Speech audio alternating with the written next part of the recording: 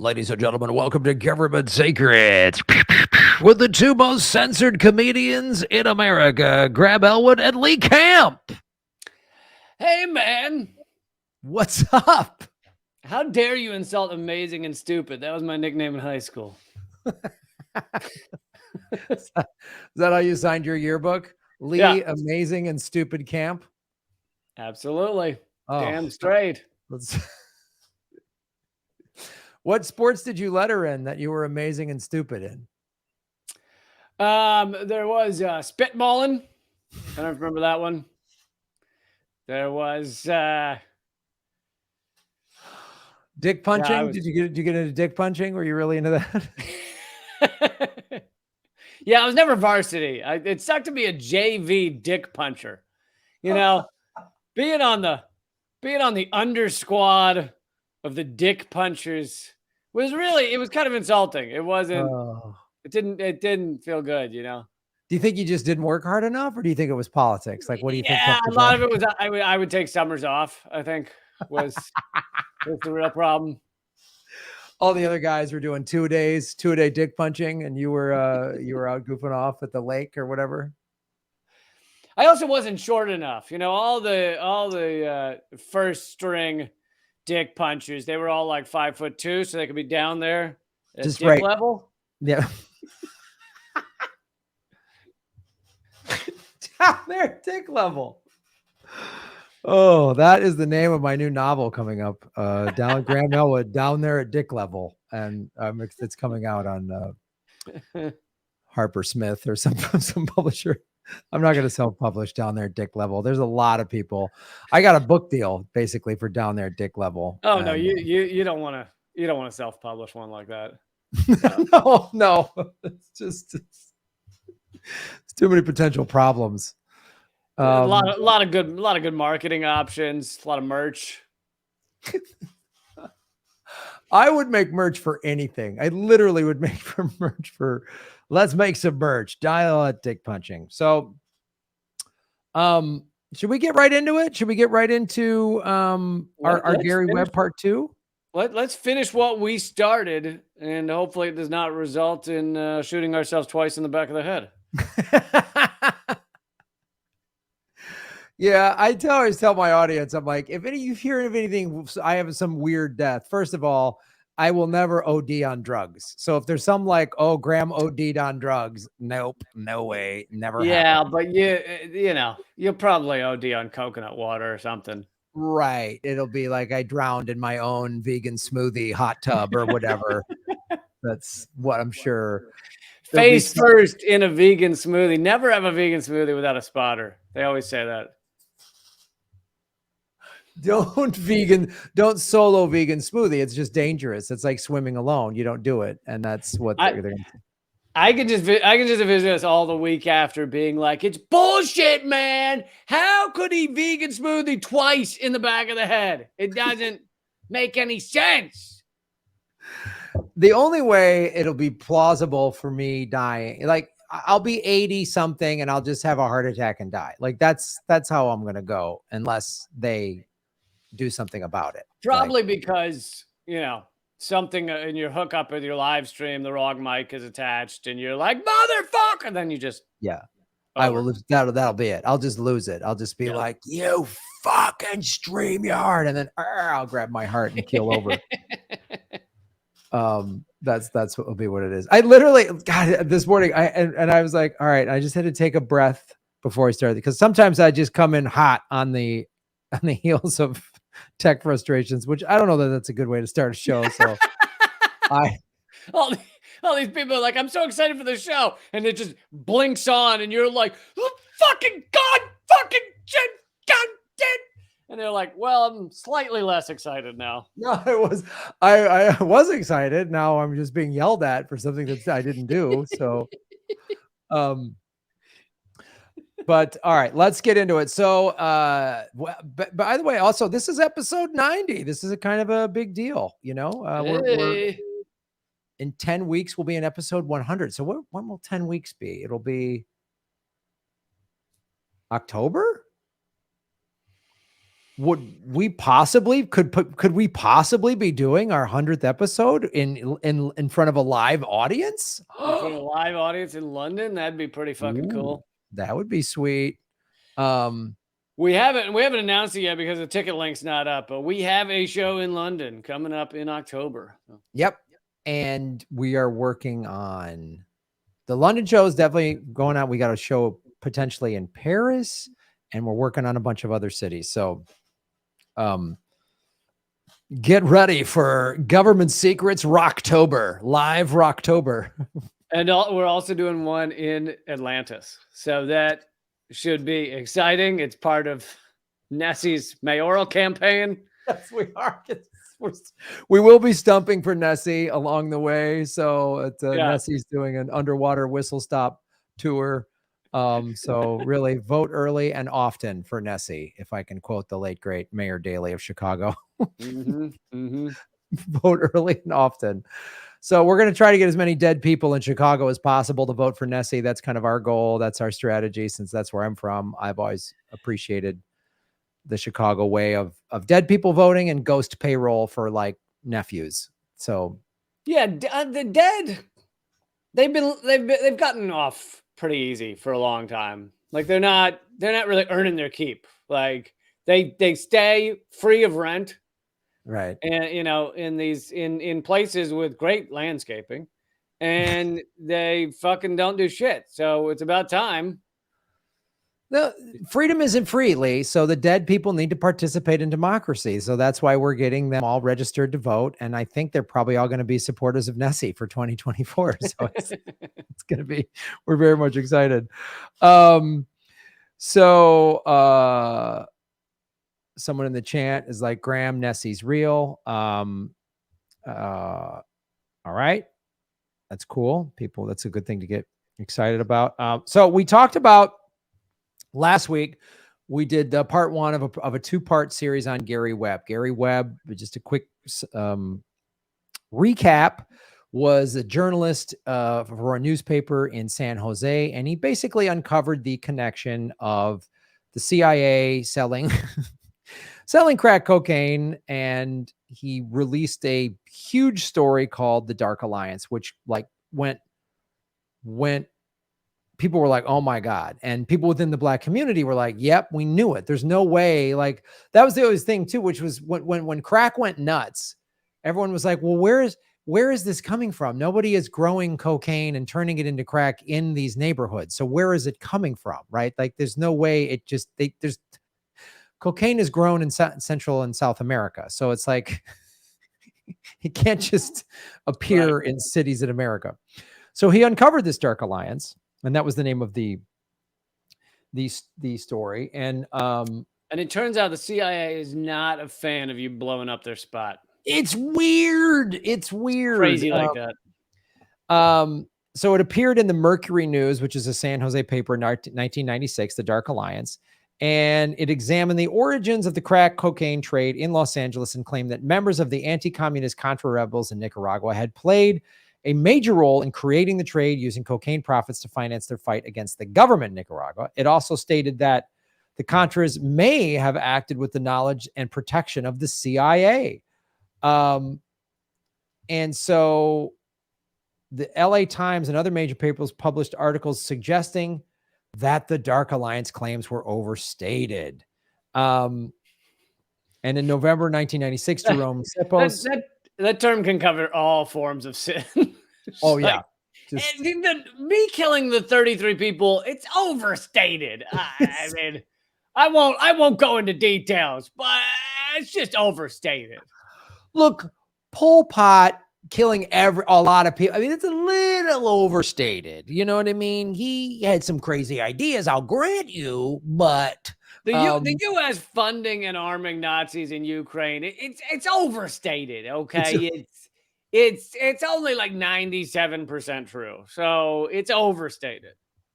It's my favorite tactic in the like 100% guilty. You know.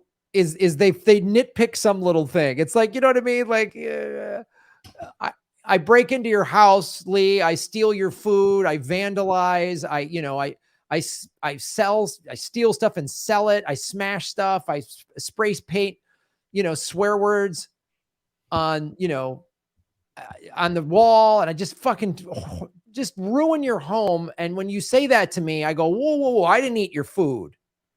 Let's not overstate things. That's a little bit of an overstatement. I don't eat. I ate before I came to your house, and then we're like, oh, nice tactic. Now we're arguing over whether or not I finished your cereal, and we're not talking about the awful stuff that I did do. Right. So Jerome Seppels, the executive editor of the Mercury News, wrote about being in the eye of the storm in May '97. After an internal review, Seppels stated that although the story was right on many important points, there were shortcomings in the writing, editing, and production of the series. He wrote that the series... This is like they forgot a period or a comma in one of the sentences. So we don't stand by everything in that article. Well, I think if an article has a run-on sentence, it's pretty much clear the CIA wasn't involved. I mean, that's how we do things. And I love, like, the head editor at the newspaper is like, there were some editorial problems. Oh, from you? Like, you? The CIA director came out and he was like, listen, this article about how we have been working with various Latin American dictators in order to create the crack cocaine epidemic and destroy the Black community. There was a misplaced semicolon in that article that was just way off. And so I think end of discussion.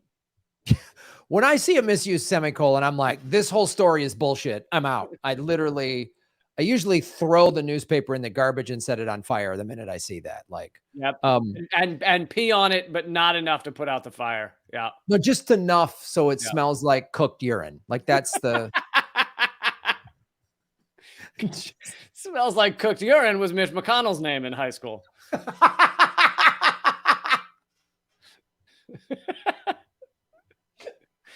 Oh, good old Mitch smells like cooked urine, McConnell. Oh, M&M or cooked urine, as they call them. So, again, this is another great statement. The editor at the Mercury News says that he thought the series was likely oversimplified the crack epidemic in America and supposed the critical role the dealers written about and the players played in it. Webb disagreed with this conclusion. Okay, so then that's just bringing us up to speed on the first part of who Gary Webb is. So there was an article written in The Intercept back when The Intercept was still doing, like, really good stuff. I call it pre-capture. Pre-capture. like the Guardian. You go back and look up old articles from the Guardian pre-capture. Fucking great shit, man. Mm-hmm. Guardian pre-capture. Capture was like 2014, 2015. And then it's just state garbage now. But before that, you could get articles that were anti-oil companies, just all kinds of stuff. And The Intercept got captured around 2018, 2019, it feels like. Yeah, I mean, it's sometimes tough to define, but yeah, it's been a slow process. And there's still people there, like, doing some good work, over there. But it right, but they're really the exception that proves the rule. Yeah. So again, this is pre-capture Intercept. How the CIA watched over the destruction of Gary Webb, and this was came out in 2014 by Ryan Devereaux. Freshly released CIA documents show how the largest U.S. newspapers helped the agency contain a groundbreaking expose. So this is kind of focused on in the Jeremy Renner film.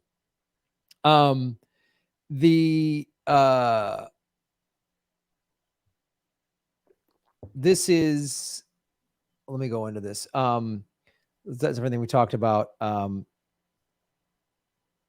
Yeah. And again, just to be clear, on December 10th, 2004, Gary Webb was found dead in an apartment, having ended it by shooting himself twice in the head with the .38 caliber. So when roughly did his article come out? Do you know? It came out in 96. And so from 96 to 2004, it was basically 8 years of torment.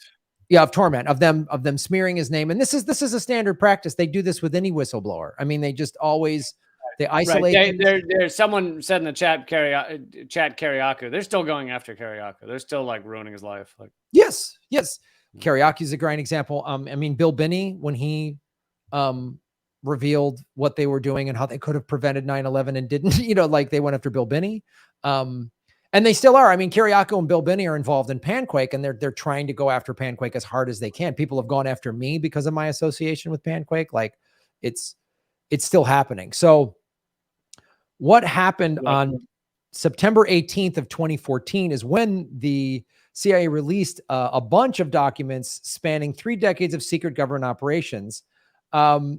They studies in intelligence. The materials include a previously unreleased 6-page article titled "Managing a Nightmare: CIA Public Affairs and the Drug Conspiracy Theory." So, managing a nightmare.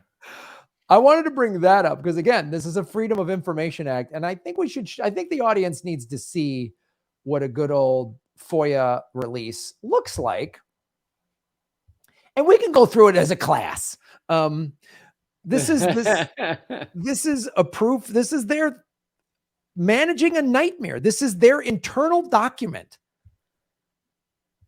admitting this and that they had to go after Gary Webb. So the CIA helped contribute to a guy shooting himself in the back of the head twice, which we're supposed to believe. Like, no, the CIA killed him. They put 2 bullets in the back of his head. But okay, let's say he got 2 rounds off.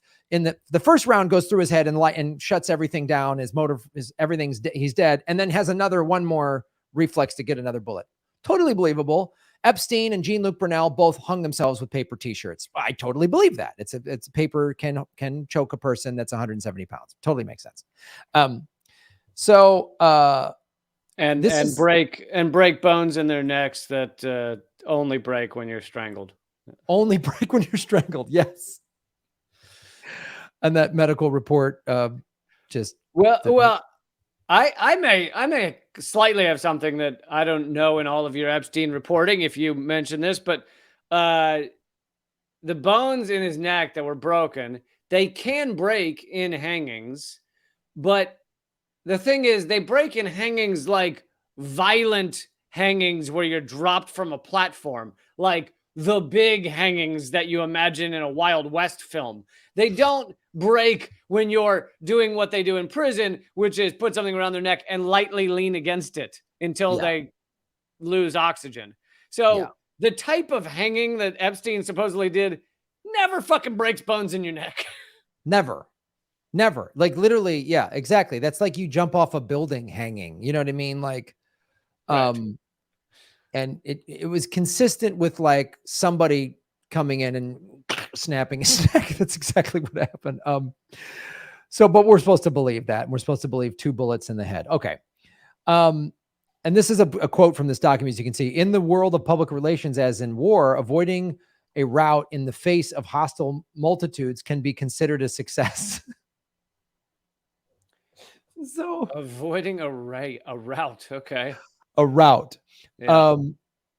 This over here on the right, with drug conspiracy allegations, public attention was certainly enraged as the story was carried nationwide by major local press, TV, and radio. So again, they don't, nowhere in their own document does the CIA go, "This was bullshit." They're like, "Ooh, we got caught."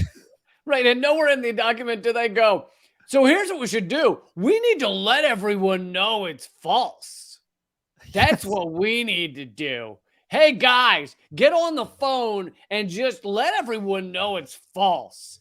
And they're not saying that because it's fucking true. Right. It's insane. And the most virulent of the public attacks against CIA charged the agency with engaging in chemical warfare, systematic genocide, and attempted mass murder against Black Americans. Were key constituencies affected negatively by the story. Inasmuch as the American public is the ultimate constituency for any element of our democratic form of government, the answer has to be yes. The Congress, like it's just,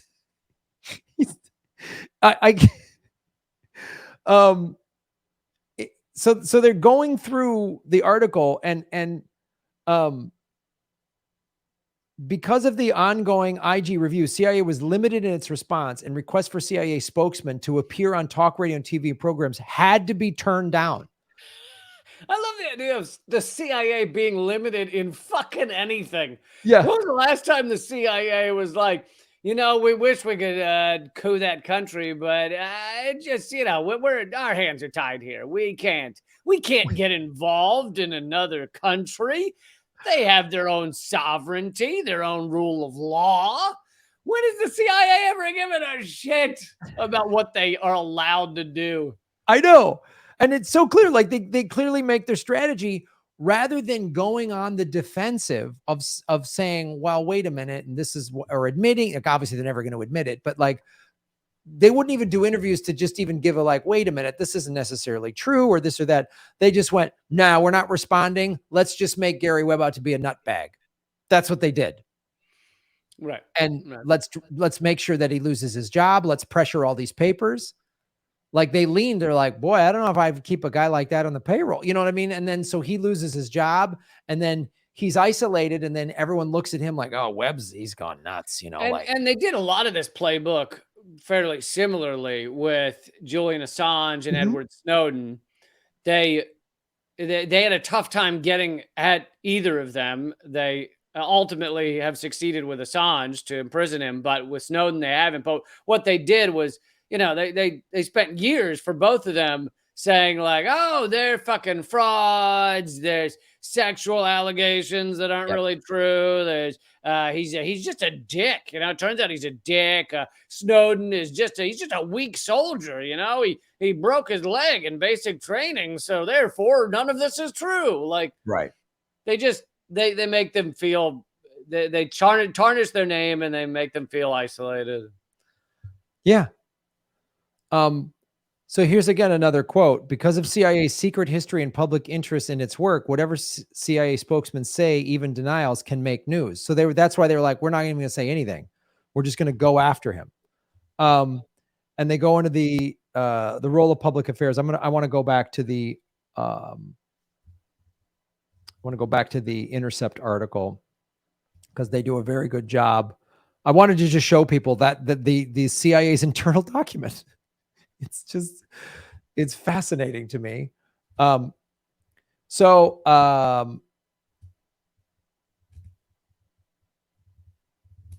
then what happened here, and this is what the Intercept focuses on. Thanks in part to what author Nicholas Dumovich, a CIA Directorate of Intelligence staffer at the time of the publication, describes as a ground base of already productive relations with journalists, the CIA public right already productive. Very productive. This is very productive. Oh, you just spinning CIA propaganda and ruining a man's life? Oh, that's productive. Right. Already productive means we already own them. We fucking own them. Yes, it's productive. So this guy's, again, the CIA just admits it. The CIA's public affairs officers watched with relief as the largest newspapers in the country rescued the agency from disaster and in the process destroyed the reputation of an aggressive, award-winning reporter. I mean, there's another example of this. There's a documentary called Out of Shadows. And they talk about like the global sex trafficking trade and Epstein and stuff like that. And they interview the woman that the investigative journalist that first covered Pizzagate. And she was like, I've investigated this and this and this.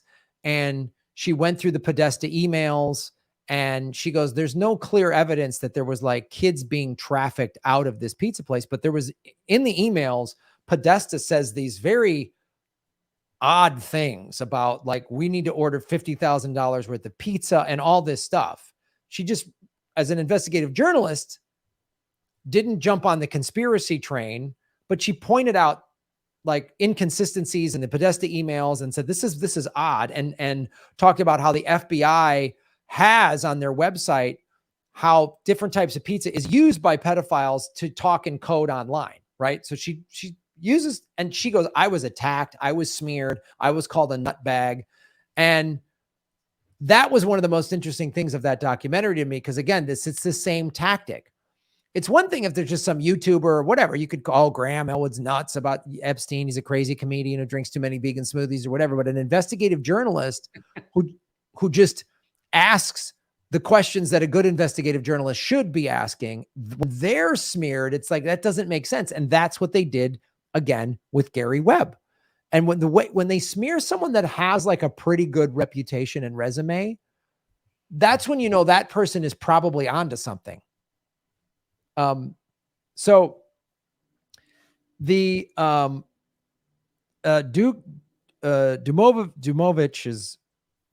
Dujomovich, sorry, I'm butchering this guy's name. I think if you give 3 other pronunciations, then we'll be good to go. Dumabavuk. Dimivik. Just pick your favorite one if you're listening. Yeah, I find if you just give 4 and let people pick the one they like, that's and the person themselves usually really likes that. They appreciate that. Oh, they love that. I love that. I love it when people do it with my name. It's great. Grant, Greg, Groham, like but this is significant. His name was redacted in the released version of the CIA document, but was included in a footnote in a 2010 article, right? And he confirmed his authorship to The Intercept, which is really it's fascinating. So let me get and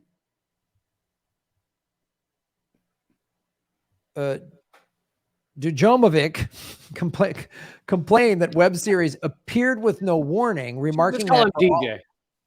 DJ, our boy DJ. For all of his journalistic credentials, he apparently could not come up with a widely available and well-known telephone number for CIA public affairs. This is probably because Webb was uninterested in anything the agency might have to say that would diminish the impact of the series. Webb later said that he did contact the CIA, but the agency would not return his calls. Efforts to obtain CIA comment were not mentioned in the Dark Alliance series. Okay. Right. So, and that's probably one of their standard techniques too. An article is going to come out that they don't like. The person's tried to get their comment. They don't comment. And then they say he never came to us for comment because he didn't want the truth. Right. Which is a standard tactic. Of course, hilariously, the standard tactic for these fucking piece of shit propaganda outlets, like the ones that have done attack pieces on me, most recently Daily Beast, but also like New York Times and stuff, is they'll come to you for a comment. The Daily Beast guy fucking like hunting down my phone number, every social media account I have, saying he wants comments and he wants responses to these ridiculous questions.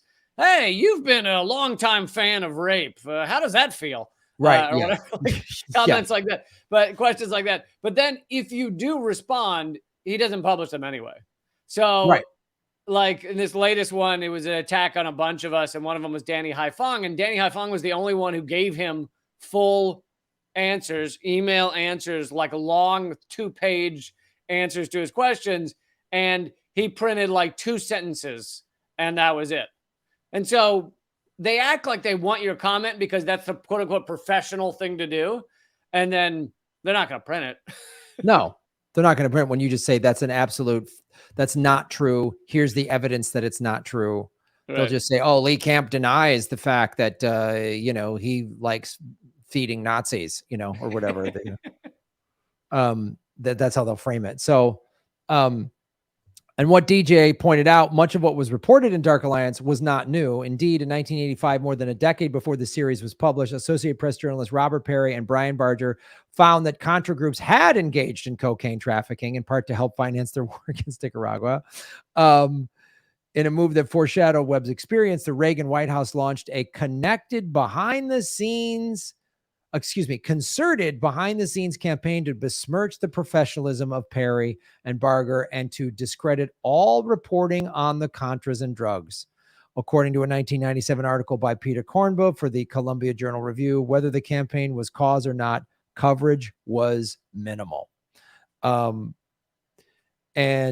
a special Senate subcommittee chaired by then Senator John Kerry investigated the AP's findings, and in 1989 released a 1,100-page report on covert U.S. operations throughout Latin America and the Caribbean. It found considerable evidence that the Contras were linked to running drugs and guns, and that the U.S. government knew about it. It's literally, so they knew about this in 1989. So it's another reason to show you how the LA Times and these other publications are such vile sellouts to the state, because there's 1,100 pages of congressional stuff from senatorial hearings from 1989 saying, yeah, there's a tie. They should have been, the LA Times and everyone else should have jumped on it and ran with it and been propping Gary Webb up. Instead, they smeared him. Like, right. Because they're all part of the same ruling elite. Like, Congress is there to protect the CIA, and the CIA is there to tell Congress what to do. Yeah. And now they own the media. So this is the chief of the CIA Central America Task Force was also quoted as saying, and again, this is from the 1989 report, with respect to drug trafficking by the resistance forces, it's not a couple of people, it's a lot of people.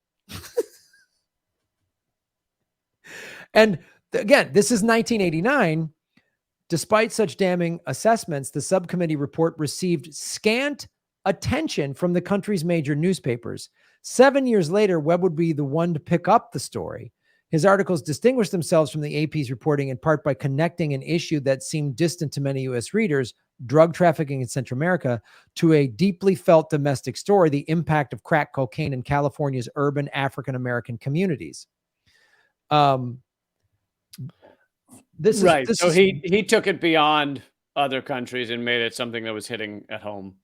Which is why it was so threatening to the CIA, because it's one thing, I mean, and just the way Americans think, oh, there's some crazy stuff happening down in Central America. I don't know, maybe we shouldn't be involved. Who knows? No. The reason there's drugs problems here, the reason there's violence, the reason every day there's shootings and people getting strung out on crack this is why, because that was in everybody's front yard. You know, that was like, even if you lived in a nice neighborhood in California specifically, crack cocaine and the drug and the gang violence surrounding it was everywhere. And so that's why it should have been a much bigger story and every news outlet should have been talking about it. But they just well, that's the thing. There's a lot of, with our news media, there's a lot of self-censorship. It's like, they don't need the CIA to call them up and say, fucking don't run that story. They just don't run the story because the higher ups at the newspaper are like, it's probably bad to write mean shit about the CIA. I don't think it'll be good for us long term. Like, yeah, it's always local corruption. You know what I mean? It's always like, oh man, they found some city council member that was getting kickbacks on a construction deal or something. Like, they'll run those stories, and it's like, ooh, we got that guy, or, the health inspector took an envelope from a restaurant or something like that. It's that kind of stuff. They're never gonna. We had one of our best bits last week about that, the fraud squad, news at 9. The windshield wipers are actually only going by 5 times a minute instead of 6. Your car dealer has sold you a lie. Yeah, it's that. And even the bigger publications like the LA and the New York Times, they'll just do the what seems like the more academic version of that, right. That'll never dive deep. It's always the mid-level drug dealer that gets arrested, and then they put the drugs on the table, in that photo, we got them, and they don't be like, oh, you mean, where's the other stuff that was flown in by the CIA? You guys didn't have a table for that one, or? Right. So, Dark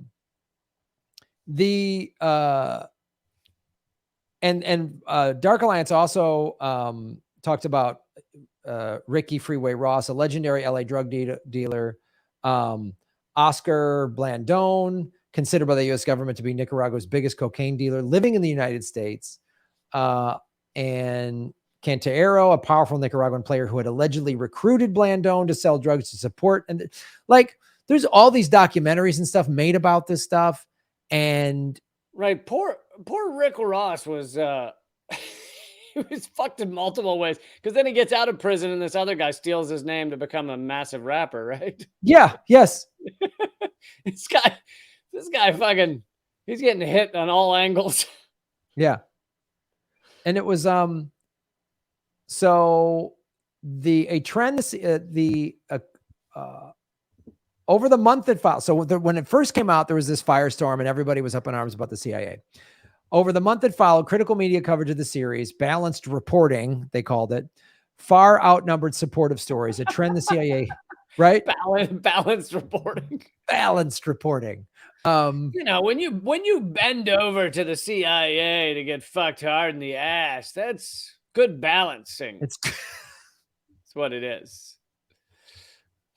When you catch me stealing from you, and then I just tell everybody that you're a psycho and people start to believe me more than you, that's balanced. I've balanced the reporting. Balancing out, yeah.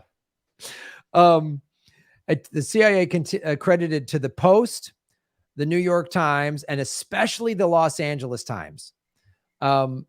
Webb's editors began to distance themselves from the reporter. By the end of October, 2 months after Dark Alliance was published, the tone of the entire CIA drug story had changed, and Djomovic was pleased to report most press coverage included, as a routine matter, the now widespread criticism of the Mercury News allegations.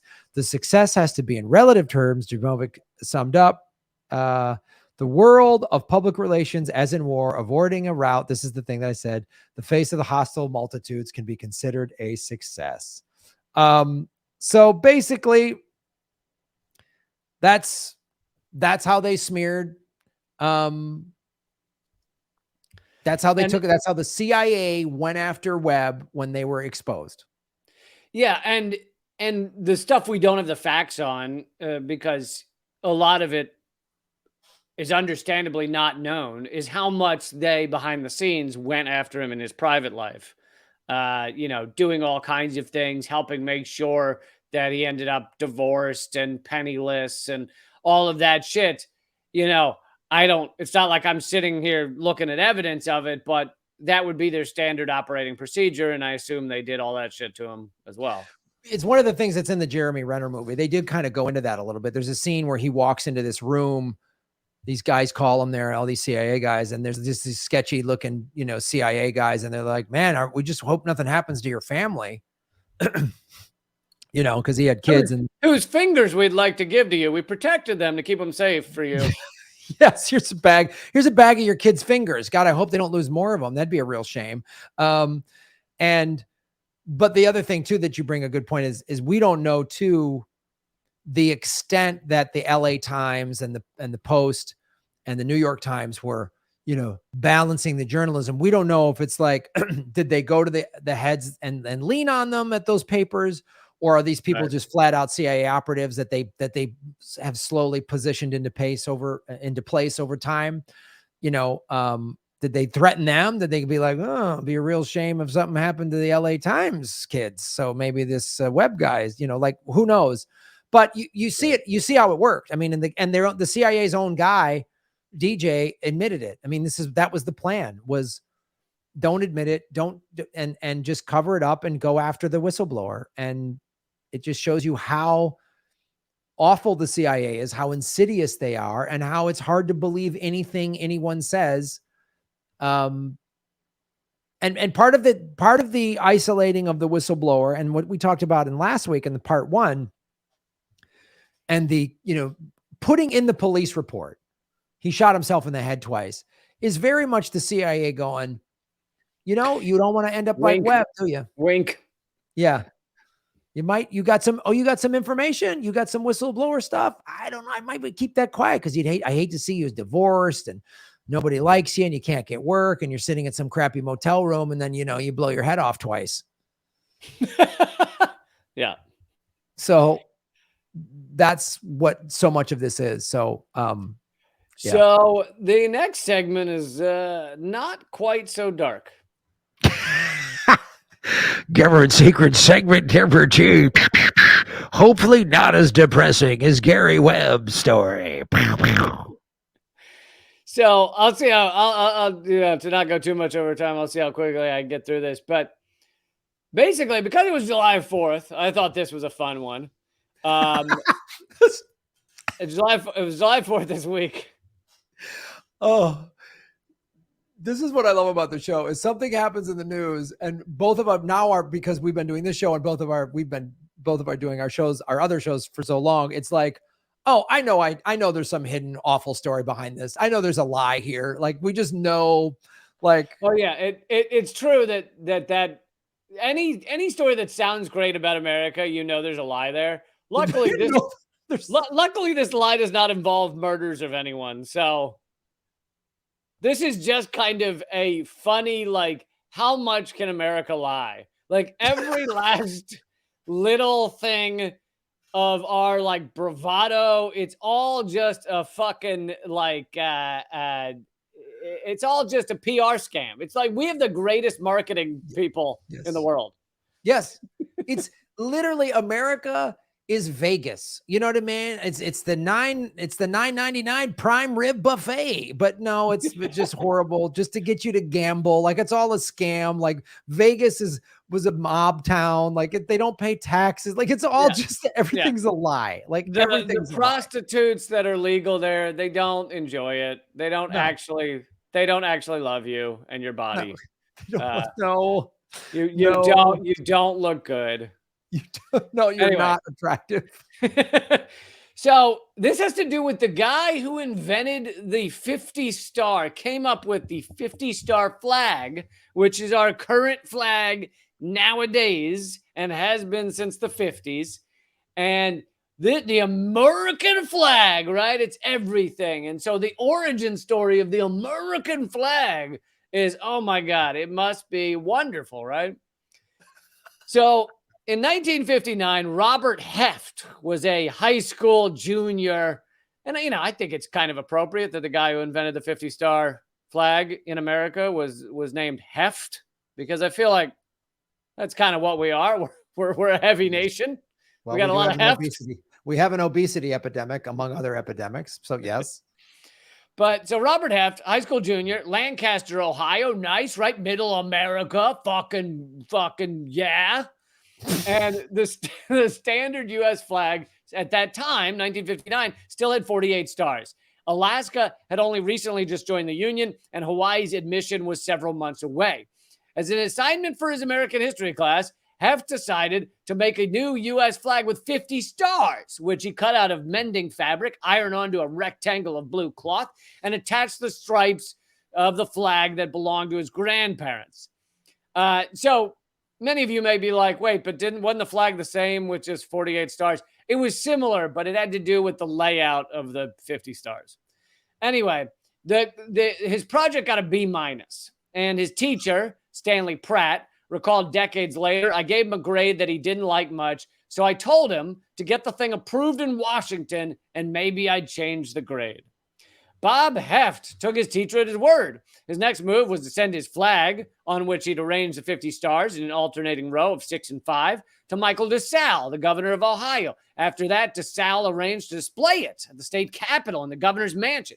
Heft brought it to a congressman, Walter Moeller. One morning then, this is after he graduated high school, so a couple years later, Heft gets a telephone call at his workplace, and he's told that he would hear shortly from the President of the United States. He described it many times afterwards. When the call came, the other employees listed on a speakerphone as Dwight D. Eisenhower himself informed Heft that his design had been officially chosen as the new 50-star flag. God bless America. According to Heft, he was told that thousands of designs had been submitted by the public, but 5 had been singled out for submission to Eisenhower, who selected the flag that Heft created. During their call, Eisenhower invited him to attend a ceremony at the White House, where the new flag would be formally displayed for the first time on Independence Day. I mean, imagine this. Just a little boy from Ohio fucking getting invited to the White House to sit there next to Ike. Holy flying shit. America, where the land of opportunity is for everyone. As long as you're a white man named Heft. As long as you're a white male. Heft, July 4th, 1960, Heft recalled many times after that he found himself seated between Eisenhower and Mueller. Holy shit! They put him next to the president on a viewing stand in Washington, watching as the flag was raised. God bless America. Early the next morning, he emerged from his house. He went back to Ohio and emerged from his house, and there were news vans surrounding the house, all the major networks, crowd of reporters, finding Pratt startled. Finding Hef was startled by it, but he then headed straight to his classroom, his former classroom. Now, at this point, he's graduated high school. Goes back to his teacher, Pratt, and he reminds him of the deal. Pratt opened his grade book, produced a red pen, and changed the B- to an A. Said, I guess if it's good enough for Washington, it's good enough for me. God bless America. The incident became famous. Hef was credited as the flag's designer and in Wikipedia, in numerous books, on the website of the Smithsonian Institution. Versions of the story can be found on media outlets from CNN, Fox News, Time, NPR, The Washington Post, Snopes, and Slate. A 2006 episode of Jeopardy asked the contestants, in the late 50s, junior high student Bob Heft designed a new arrangement of these, now known to every American. I'm so excited at the whatever the reveal is going to be. I don't know what it is, but I know it's going to be awesome. I know it's just going to be an awesome just bag of lies. Because right now, what you're telling me is just so American patriotic. And he invented the apple pie hot dog as well. And Bob Heft, to this day, his high school's named after them. And good, young, fine Christian souls have become amazing Americans. Thank you to Bob Heft's flag. Like, I don't know if you've ever had an apple pie hot dog, but it is fucking incredible. And you got to eat it in a hot tub. All right. You have an apple pie hot dog in a hot tub. Yeah. And bliss on earth. And the hot tub is filled with bourbon. And the hot tub is filled with the blood of the children we've exterminated. So, but it goes on in that it wasn't just that moment. This moment defined Heft's life. He gave speeches, he did appearances, touting himself as the inventor of the 50-star flag. And everyone believed him. He went around and you got to understand, in small town Ohio and the Midwest, that was in the 60s, 70s, 80s, that was a big fucking deal. Like they would literally make him the keynote speaker of at a county fair, the guy who invented the 50-star flag. And then he'd get up there and be like, you got to understand, there used to be 48 and I had to come up with a way to arrange them. And I was up all night. It just don't fit. It just don't fit. And then finally, it came to me at 4 a.m. and I was like, 5 and 6. Oh, I'm sure that this story just got bigger and crazier. So I drove my old pickup through the snow for 5 nights straight to find those extra 2 stars. And then to find the extra 2 stars. And before I know it, me and Ike are having sex in the Oval Office. I don't know how it happened, but it was right. And it was American. Oh, I went hunting and I found a shotgun and I killed 2 deer and I saw their heads like stars. And I thought, wait a minute, I could arrange the stars on a piece of blue cloth that Annie Oakley herself made or whatever, there's got to be some. And at the ceremony, I killed a Japanese assassin with a throwing star that I then placed on the flag. Oh, God. Speaking of which, Shinzo Abe was murdered yesterday. But anyway, go ahead. Yeah, side note. Shinzo Abe, who wanted to bring back war for Japan, was assassinated yesterday. Anyway, go ahead. You were talking about... apparently loved, had a lot of Nazi colleagues. Big fan of the Nazis. Yeah. He wanted to bring back Imperial Japan. He wanted to reverse this thing in their constitution that says they will never be a part of war. They will never do that. And he wanted to get rid of that. Shinzo Abe. Could you imagine if the U.S. had something in the Constitution saying we wouldn't be a part of war? God. So Heft was frequently called the modern day Betsy Ross, and the article says it testifies to the power of the legends that Americans tell about the origins of their national symbols.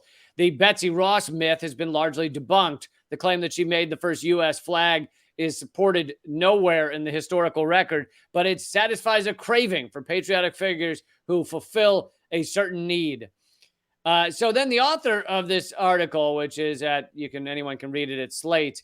The author found an article, looked into like old time newspapers, and found an article from June 14, 1962 issue of Lancaster or Eagle Gazette. The headline was Lancastrian. Wow, is that what they're called? Lancastrian prizes 50-star American flag he made here. And so it's an account of how Heft made his flag, closely resembled the standard story, but instead of any assertion that it became the basis for the official design, it merely just said that it is considered to be Lancaster's first 50-star flag. So this is one of the earliest articles about him and the flag, and at no point does it say his flag is the American flag. Wow. Yeah, so that claim is already far from the notion that Heft was credited as the flag's designer. But the most damning sentence came in the third paragraph. It said, quote, "As it later turned out, this was the arrangement that the U.S. government used when they started manufacturing the flag." As it turned out, like unconnected to this guy, the U.S. had a similar design for 50 stars on their flag.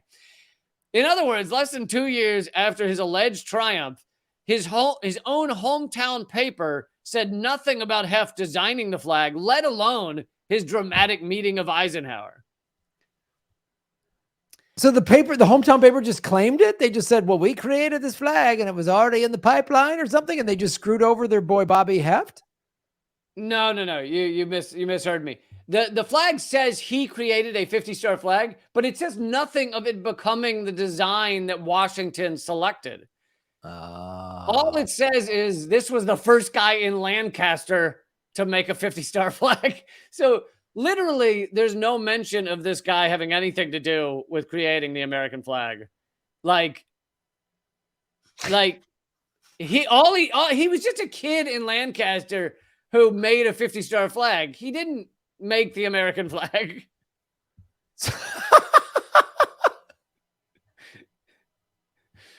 So like the United States already had like a 50-star flag ready to go. Yeah. And they just said, and then this kid just said, it was mine. Well, he started running around Lancaster saying that like his had been selected by Eisenhower, and everybody was just like, I guess, sure, why not?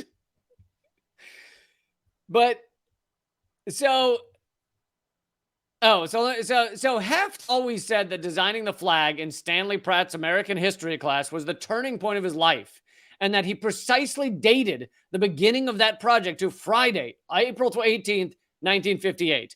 This is inconsistent with the assertion, which appeared equally often in his recollections, that he was 17 and a high school junior at the time. The chronology also conflicts with his claim to have contacted Governor Michael DeSalle and Congressman Walter Moeller, neither of whom were in office until the following year.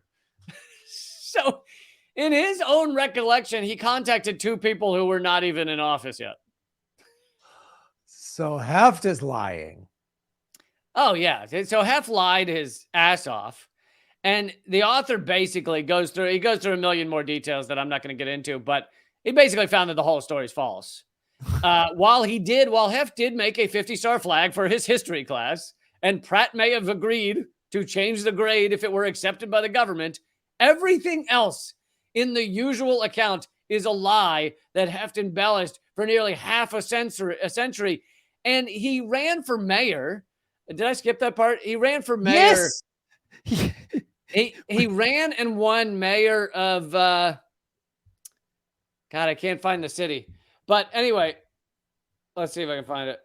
So did he? So he didn't meet Eisenhower. He never sat with Eisenhower. That was a lie. There's no evidence he ever did. And and Eisenhower wasn't at that event. He ran for mayor and won of Napoleon, Ohio. And of course, in many ways, it was because in all of his speeches, he was talking about how he invented the American flag. Like, oh my God. And in somewhere like Lancaster, Ohio, and whenever that was, the 80s or something, they were like, holy shit, we have a celebrity. By gum, we got a celebrity here. So he I love how you wins give mayor. Southern accents to people in Ohio. Dadgummit, we up in Ohio now. Like that's Graham, you may be making fun. I bet you that they speak like this in Ohio. In Lancaster, Ohio. Yeah, no, I'm just making up an accent. But I bet you they do say by gum. The by gum was accurate. If this doesn't summarize all of America. So that is why I feel like this story was worth it. Is because it summarized America. It summarized America in a nutshell. Like, okay, a guy made a 50-star flag because all right, Alaska they're about to add a 50th state in Hawaii. Okay, so we need we need 2 more stars in the flag. So I'm going to do this for this high school assignment, and then I'm going to just lie and get credit and say I'm friends with the president and know all these Congress people that weren't even in office. And then I'm going to spend, and my whole life is built on this lie. Whole life is built on this lie. So literally from the time I'm a teenager, I live a life of lying and making stuff up and propping myself up. I mean, literally that is America. America is, and it's Donald Trump. You can become president. Yeah. Hey, Joe Biden dropped out of his first presidential run because he plagiarized his speeches. Yes. You can just be everything is a liar, but if you make the story good enough, and this is the thing, it's like what George Carlin said. Also, Joe Biden said he marched with Mandela. He fucking dude, every week Joe Biden says Joe Biden's like Forrest Gump. Every week he comes up with some new event he was at, something. He said he marched for civil rights. It's like his life just keeps changing in awesome ways. I was on the deck of the USS Arizona when they bombed Pearl Harbor, and I saved a bunch of my crewmen. Like, no, you weren't, Joe. Nope, didn't happen. It turns out Biden also says he was at that ceremony with Ike and Robert Heft, and I helped Bob Hep stitch that 50th star into his flag that was made by Betsy Ross's skirt. I was there. It's so because America, and the thing, it's like what George Carlin said. It's called the American dream because you have to be asleep to believe it. So anything because the American exceptionalism is a psychosis, right? It's an insane, addictive drug. And so anything connected to it makes people go insane, and they'll lie, cheat, and steal to get literally put up on Mount Rushmore or wrapped in this flag or being told of the fabric of America. Like people will chase it like a heroin addict chases a bag of skag. Like it is, and that is America. It's just a bag of filthy, like everything's a lie. Like this country is a cult filled with liars. Like it's And even in things as small as like who came up with the flag, like the Betsy Ross myth is a lie. The Robert Heft is a lie. We've gone through like multiple verses of, this land is your land, this land is my land. Like the verses that are cut out are the ones that talk about like poverty and shit like that. So that's been chopped out of it. The fucking Star Spangled Banner, we don't sing the verse that talks about murdering the slaves who turn against us. Yeah. It's like everything's got some little underlying bullshit. Everything. And Americans just want to believe that everything is Disneyland and that, the Big Mac looks as good in the photo as it does when it comes in that wrapping thing. Like it just, Americans they just are so,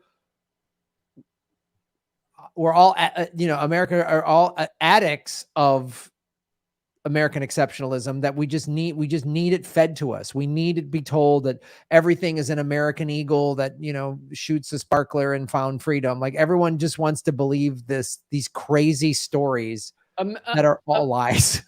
America is a used car salesman. And I once read about one of the biggest tricks that used car salesmen apparently use, which is, and there's a psychological term for it that I can't remember, but basically you go on a test drive and you're test driving this car and they say to you, is this the type of car you could picture yourself driving? And apparently, and along with the whole rest of the show, it's not just one sentence, but along with the whole rest of the show, that sentence puts you into a weird psychological state because you start picturing yourself driving the car, but you are driving the car because you're test driving the car. So you start trying to picture yourself doing something you're doing, and like it fucking short circuits everything in your brain. Like you're just like, yeah, I guess I could picture myself drive. Like, and it causes you to like, go back into an infantile, like, oh, and your fucking defenses are dropped and all this shit. And basically, America's a used car salesman that is saying to all Americans, is this the type of country you could picture yourself living in and really being a part of and getting rich in? And everybody's just like, and you short circuit. I get rich. Yeah. We're all told we can get rich. I mean, literally the belief in America and its system of governance, even like you look at the Roe v. Wade thing, right? And the liberals who are still defending the Democrats. Joe Biden didn't have the votes, or, like they're defending how the Democrats have allowed Roe v. Wade to get, undermined and eventually now just taken away. And they won't take, because they still are buying into this, like, oh, if we just vote more Democrats in, then we'll get the system. We got to, and then, Bernie didn't win because he didn't, his campaign, they just keep thinking, no, the whole thing is broken. Like it's like someone at Disneyland going, that's the faster log on the log ride. We got to get in that log and that'll get us. Like, no, the log's not fast. There's just, you're out of your mind. Like it's actually gravity. Yeah. There's no faster log. And you're all in the same dumb ride going, it's going to be the same thing. The log's not different. It doesn't matter. And the water that seems really fun while it's spraying on you, it's all just urine piped in from the pools that all the kids are swimming in. It's not fun. It's not fun at all. And everything's a scam. Everything's overpriced. The people in the Mouseketeer outfits are sweating and barely making any money, and they don't want to complain because they're going to lose their job. And it's just like this. And half are pedophiles. Half are good people, but half they're awful. It's like Disney movies. It's just all a scam, all of it. And Americans, honestly, when confronted with this, most Americans, even highly educated people that I know that I'm friends with, go, nope. They just don't want to buy it. Like, I talked to a good friend of mine. He's a very smart guy about JFK and the unspeakable. And he's just like, yeah, I don't know. The reason and he just said it, he goes, the reason I believe in the single shooter thing is because it's just too big of a pill for me to swallow. Yeah. It's too upsetting. Many of my family members who, I'm very close with and I care about a lot, but it's like, you can't get them past a certain point because it's just too upsetting. Yeah. It's like saying, please look at these autopsy photos of your loved one. Yeah. No, that's too far. No, it is. It's literally like finding out a family member is a pedophile. And there's a part of you that just goes, nope. You just, no, they did. Nope. Yeah. Nope. Bill Cosby's wife is still with him. So. Yes. Yeah. It's just like, nope. Aunt Susan didn't molest all those kids when she babysat them. Nope. She didn't. Nope. That didn't. Well, that's okay. Let's go. Oh, hey, look, the game's on. Like they just, that's what America is doing on a daily basis. They don't want to face the reality because we've been fed so much. It's literally, we're a nation of addicts. So you have to look at that model. And like most addicts can't get off of the drugs. It's just too hard, and kicking and going into rehab and getting that your body's addicted to it, and it's really painful. So they're like, I'll just keep drinking or doing the drugs because that's easier than facing the truth. So I'm not an addict at all, except for sex, alcohol, and that Simpsons board game. Do you remember that from the late 80s? Yeah. Those are the only three. Vaguely. I'm really happy to know that you still own a Simpsons board game that you apparently travel with, and I think that's fantastic. Dude, it takes up half my carry-on. It's just like, I'll just wash my underwear in the sink so I have more room for my Simpsons. Yeah. There it is, folks. I think this one was a very patriotic episode. It was. This episode was for everyone that loves America, showing how journalism is dead and the CIA controls it, and even the flag is a lie. So that's I hope you had a great holiday weekend. There were 220 shootings across America over 4th of July weekends. It was really, really great day to be an Some of those American. were just fun, like bang, bang, bang in the air, right? Yeah, or just like bang, bang, bang, I'm shooting you because I'm mad, or bang, bang, bang, I'm committing a crime, or bang, bang, bang, I have mental illness and I'm legally allowed to buy a gun. So just, yeah, that kind of stuff. So that was America's enjoy Government Secrets 4th of July wrap-up episode 90, showing how great America is. But join us right now at patreon.com/government secrets. We do an extra episode an extra segment every week. That's patreon.com/government secrets. You can also get a mug and a t-shirt and all that awesome shit. We fucked up last week and it went to Graham's Patreon, but then we uploaded it later. So if you're like, I tried last week and I couldn't get it, we found out why, and we will fix it this week. But so patreon.com/government secrets. Lee is very kind for saying we. I screwed it up. I sent it to my Patreon by mistake, and I told Lee yesterday this happened. So Lee is very graciously saying we, and I appreciate that, Lee. Because we all know Lee Camp made the American flag, and that's why friends don't let Graham take the hit for all the tech problems. Because friends know how thin of a margin it is with Graham just losing it. Like all the yoga and the surfing is just is a dam to hold back the flood. I feel like if one more fucking thing isn't plugged in, then I'll turn it on the video. It'll just be Graham with some sort of blood smeared down his face, and he'll be doing Marlon Brando from the end of Apocalypse Now. I'm pretty sure we're pretty close to that. You'll just hear, this is the end, while I'm just dancing around with a machete, just like the only friend. Yep. The errand boys sent my grocery clerks to collect the bill. I'm like, oh, all right. Well, tonight's episode is going to be a little different. Yes, I screwed that up, folks, but it's up there. If you're a Patreon supporter, you can see last week's bonus segment, and we're going to go live now to patreon.com/government secrets. I've got tour dates, the end of the month, July 28, 29, 30, Portland, Seattle, and Vancouver with Ron Placone. Go to grahamelwood.com for tour dates, and Lee and I will be announcing, hopefully soon, our European stuff in October and even September. So stay tuned for both of that. Till next week. Later. Bye-bye, everybody. So long. That has been Government Secrets episode 90 with Lee Camp and Graham Elwood.